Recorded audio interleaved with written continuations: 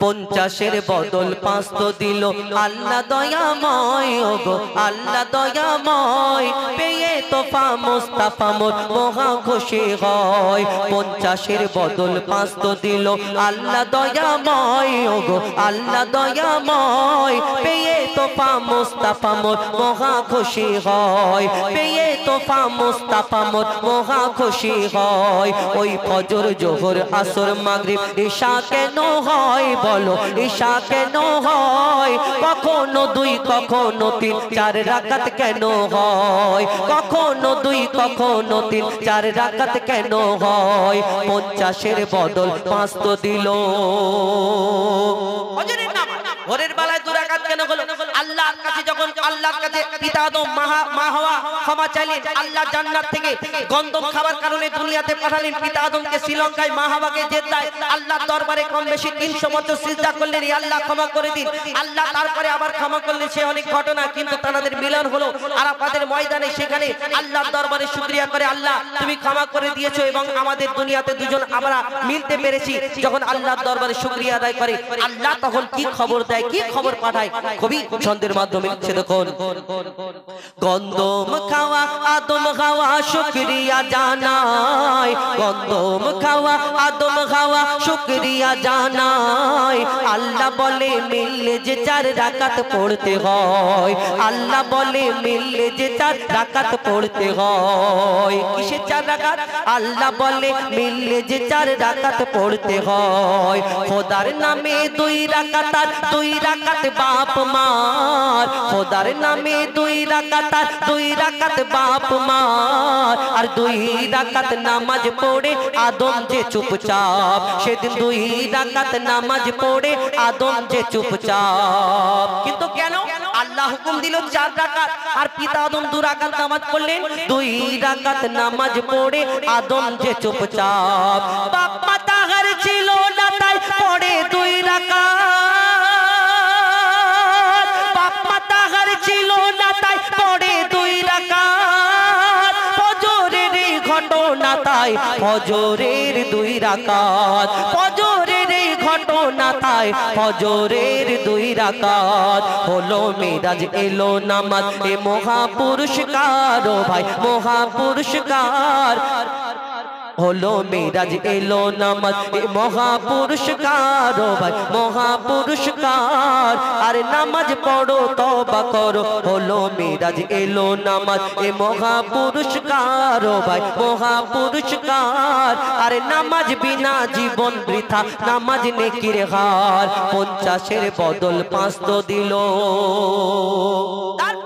আল্লাহ সেদিন যখন শুকরিয়া আদায় করলেন আল্লাহর তরফ থেকে হুকুম এলো 4 রাকাত নামাজ আদায় করার জন্য আর ওই ভোরের বেলায় 2 রাকাত নামাজ আদম আলাইহিস সালাম সেই দুনিয়ার মধ্যে পড়লেন কিন্তু দুপুর বেলায় জোহরের নামাজ এই দুনিয়াতে হলো কি করে 4 রাকাত হলো কি করে এই জোহরের নামাজ যারা আদায় করে এই দুনিয়াতে আল্লাহ কোরআন শরীফে তাদের জন্য কি ঘোষণা করলেন কবি ছন্দের মাধ্যমে অতি মূল্যবান কথা লিখছে দেখুন নমরুদের আগুন হতে যখন ইব্রাহিম মুক্তি পায় নমরুদের আগুন হতে যখন ইব্রাহিম মুক্তি পায় আগুনে ফুল ফুটতে দেখে মাথা ঝুঁকে যায় নমরুদের মাথা ঝুঁকে যায় বলে আল্লাহ খলিলুল্লাহ আল্লাহ ইব্রাহিম খলিলকে কি হুকুম দিলেন আল্লাহ ওই ইব্রাহিম নবীকে যখন ওই নমরুদ ফেলা চক্রান্ত করলো কম বেশি 8 মাইল আগুন লাগানো হলো আর ওই ষড়যন্ত্র করে ইব্রাহিম আলাইহিস সালামকে ফেলা হলো সেই সময় ইবলিস শয়তানও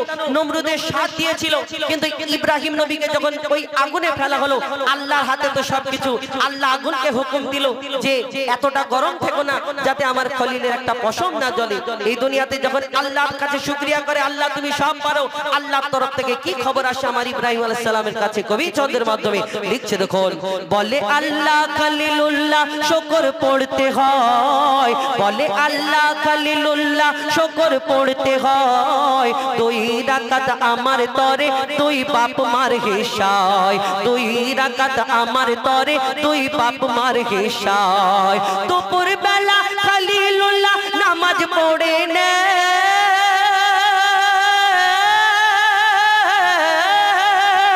দুপুর বেলা খলিলুল্লাহ নামাজ পড়ে নে তার নাম যে জোহর পেল কত কোরআনের পারায়, তার নাম যে জোহর পেল কদর কোরআনের পারায়। এই জোহর নামাজ আদায়কারী, আল্লাহ কোরআনে কি বললে? এই জোহর নামাজ আদায়কারী সে মোর প্রিয় হয়, ওগো সে মোর প্রিয় হয়। আর গায়ের পশম খোদার কসম দোজাক না জ্বালায়, তার গায়ের পশম খোদার কসম দোজাক না জ্বালায়। 50-এর বদল 500 দিল।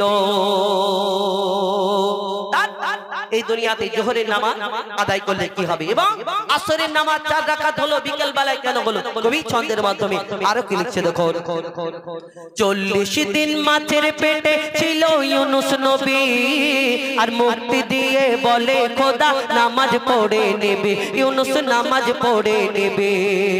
40 দিন মাছের পেটে ছিল ইউনুস নবী, আর মুক্তি দিয়ে বলে খোদা নামাজ পড়ে নেবে, ইউনুস নামাজ পড়ে নেবে। খোদার নামে 2 রাকাত, 2 রাকাত বাপ মার, আর 4 রাকাত নামাজ পড়ে ইউনুস শুকরিয়ার। সেদিন 4 রাকাত নামাজ পড়ে ইউনুস শুকরিয়ার। এই নামাজ যখন পড়ে তখন বিকাল বেলা,